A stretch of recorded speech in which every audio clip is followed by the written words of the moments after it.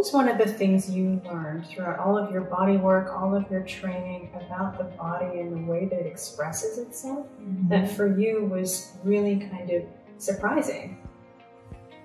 Oh, all of it was surprising. But, you know, when I began this journey, there are some somatic approaches that have existed, you know, from the beginning, because in the beginning, just a little history, there was Freud, there was Reich, and there was Jung. Right. And Reich was a student of Freud, but Reich himself was a traumatized man. He'd been in the war as a teenager, and he arrived to study this work very traumatized.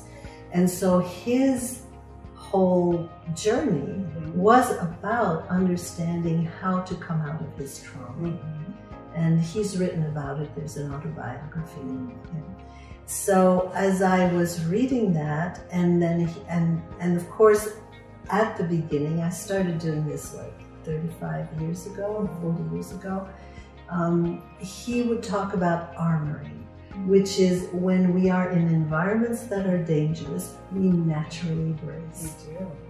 And so, and he called that an armor. In other words, we try to sort of gird ourselves to sustain what's difficult, but we also try to keep the world out because the world is dangerous, and in so many ways, you know. So as that was my first revelation of just starting to feel my own bracing, and then wondering, you know, how to heal that and how to let go of that. And two things. One is that at the time, the belief was that if you have an armoring, you have to break it down. It was like this very, I call it a masculine model, I don't know. But it's like you have to break down the armor in order to get to the person underneath. And to me, that didn't work very well, because one, it was painful, and two, it's like, well, if you let go of your armoring, how are you going to know that you're safe? Right. It feels so counterintuitive in some ways, because when we think about that armoring, if you try to dismantle it in a way that feels abrasive, it's really just intrusive, and that can create so much more need for more, or the perception of need for more armoring, which can really like create a lot of resistance and pushing away of anything that is aimed to help.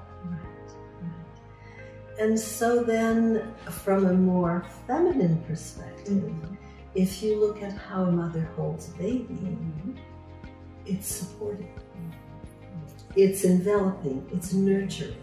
And so I thought, well, what if instead of trying to break down and break in, we supported the body and we gave it the nurturing it was missing? What would happen then? And a very simple thing happened, is that the body just sort of started to melt into the support, and all of a sudden the armoring was dissolving without having to break through, because the deeper core of the self that wanted to be reached and touched was being invited to be supported. What an absolutely radical idea, that support and nurturance can foster connection and love and safety. Right. And at about that same time, in the past 10 years or so, you know, the attachment theories came forth and all of that.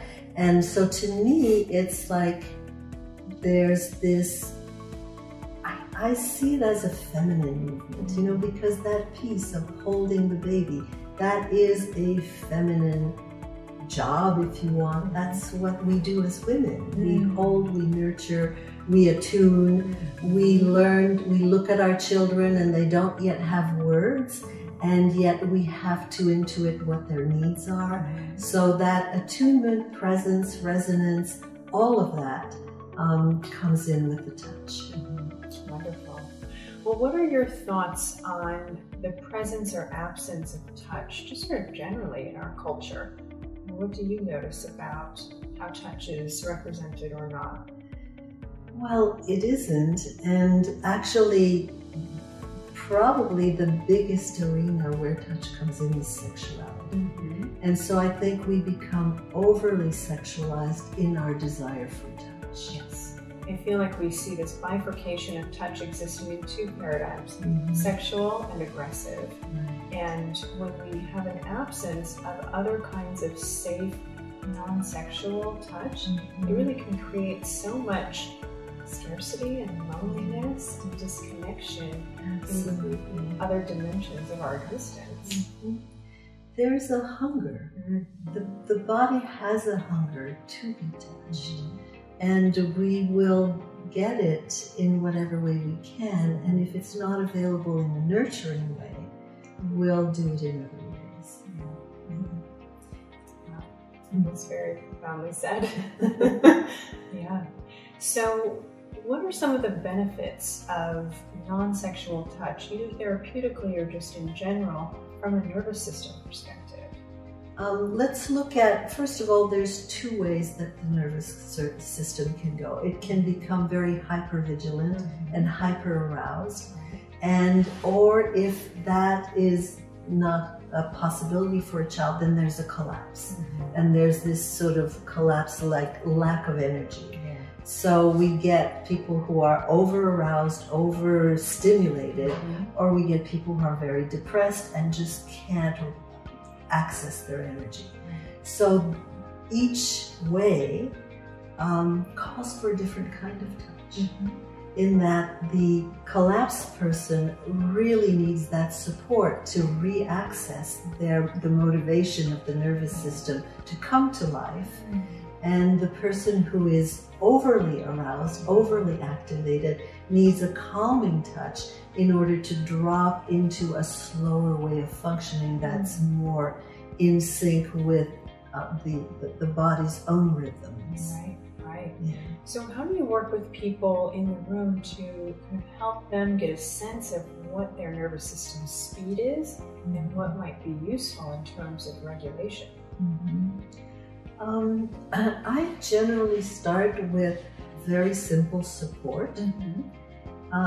Because the support will speak to, it's like wherever the nervous system has gone, it responds to the support. And you know, I like to work on a table so that the person is lying down, so their body is out of gravity, so they can, you know, receive. But, you know, some people aren't ready to lie down on a table, or then I'll work in a chair. But it's really starting by creating, and I, with my hands, actually literally get under the body, under the back in particular. And, you know, along the spine, you have points for all the different organs. And so then supporting these different points and then letting the person tell me what their body is experiencing. So you're in a constant feedback loop with what it sounds like is 3 points of contact. There's you, and there's the person's sort of conscious mind, and then also the language of their body. And so the person's body and their mind are having a dialogue, and they invite you into it, and then together you really find the points of contact that would feel most supportive and relieving. Am I hearing that right? Yes, that's right. And actually you bring up a really interesting point, which is the dialogue between the mind and the body. That our minds have very specific ideas about our bodies. Yes, they do. and the mind tends to be quite judgmental about the body. And the body being on the receiving end of the mind's judgments, or sometimes a certain kind of arrogance, like the mind is superior to the body. So the body is actually doesn't want to show up for a judgmental mind. So then you have a dysfunctional relationship, we could say, between mind and body. And I often bring up, you know, we'll ask a person, like, if you were to watch a couple talking to each other the way your mind and body are in relationship, what would you say about this couple? And they're like, oh my God, Where's the divorce attorney? Yes. Right? Yeah. Yes, where's the divorce? So that's actually one of the starting points, is exploring what is the relationship between mind and body, so that we can start creating internal safety for the person. Well, I love that. And when I took the first module of your training, one of the takeaways that was so profound to me is such a simple intervention, but you invited us to ask our participants' body what it would say to the mind about any particular intervention. And you know, in my practice dyads and even within my own body, and then in working with people in my office, it's very clear that our bodies don't get invited to the conversation very often, and it takes a while sometimes for people's bodies to really sort of chime in. And I think part of this work that I find so compelling is really cultivating the body's vocabulary and learning the two languages together. Right.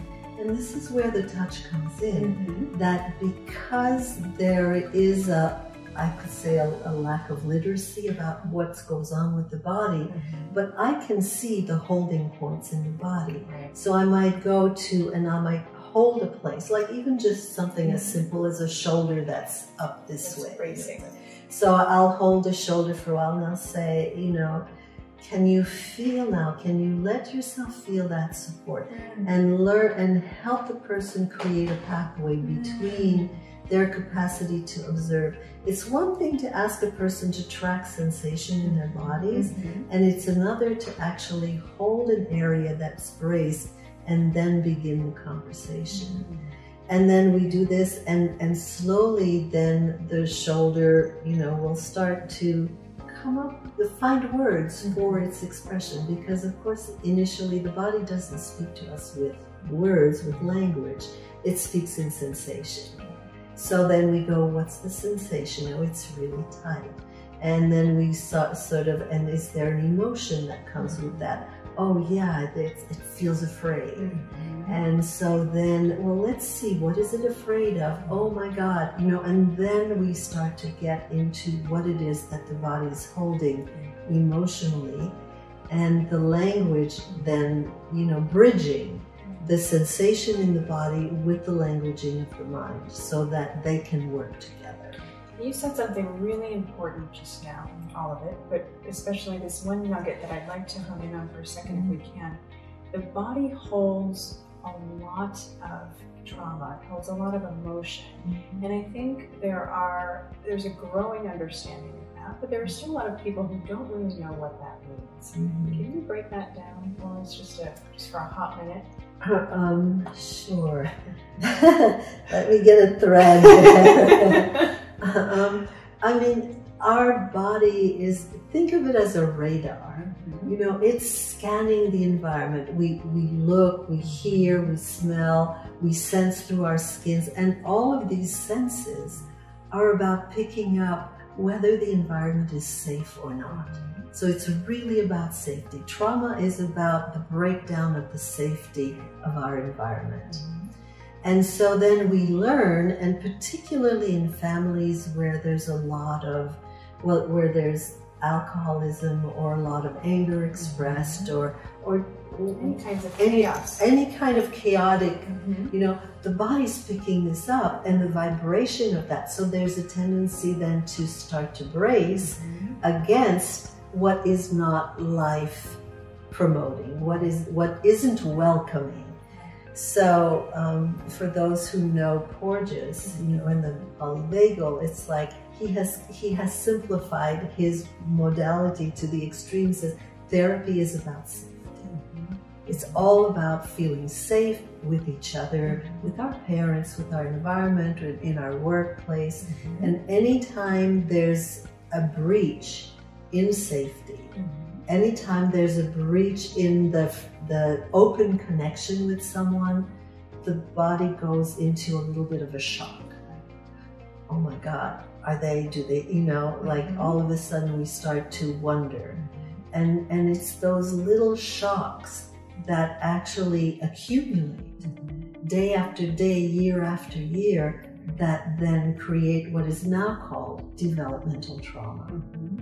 And it creates this sort of repetitive bracing that then becomes part of each body's architecture. And that reinforms how we see the world, how we see ourselves, and how we approach connection or relationships. And I feel like it's so important to recognize something so, I would say, seemingly simple as bracing and protecting, but really acknowledge how complex that is and how it builds like a plaque almost over time. I don't want to pathologize what is a protective function, but it can feel over time like people's bodies have become calcified in these different protective strategies. Well, they literally are, because there is, when muscles get bound because we no longer move because we're braced, there are calcium deposits that lay down in the muscle tract that then don't allow the musculature to have flexibility. Wonderful. You know, one of my favorite questions to ask, like to an area that's braced, is always, is there any reason why it would not be safe to let go? What are some of the answers you've heard? Well, first there's the initial answer of the mind. The mind jumps in right away and says, "No, of course not. I'm in a therapy session. I know it's safe." And then I go, "Okay, that's your mind's answer. Now let's really ask. Let's take the time to see how your body would answer." And then comes, "Well, if I let go, my world would fall apart, or if I let go, I'd be too vulnerable out in the world," and then we can start to explore that. Well, that's so beautifully said, and I think it's, for a lot of people, an ecological concern, right? What might happen in the therapy room is really safe, and then they go back into an environment that might feel really dangerous, and it might behoove them to stay more guarded. And I wonder, you know, for people who are wondering, how do I actually take this into my world and make it something that is useful? What have you seen some of the transformation look like?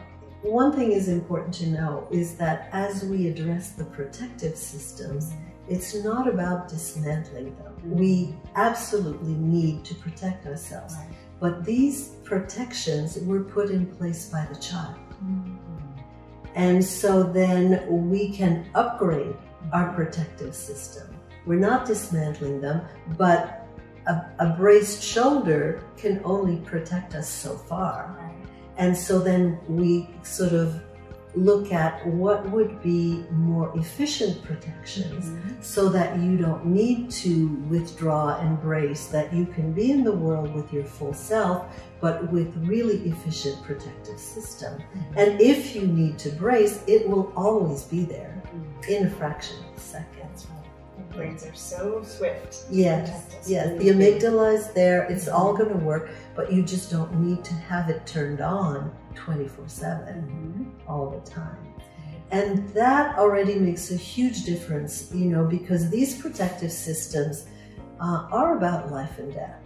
You know, the body takes our survival really seriously. Good. Yes, and it should. So when we address a braced area, we're really stepping into this life and death decision. The body is saying, I need to be this way because I am looking out for your good. You know, the bracing has our survival at heart. Well, it's almost like by creating this dialogue between the mind and the body in this way, and with the support of this modality, we're allowing the brain, the mind and the body to sort of reparent each other in a stage. That's wonderful.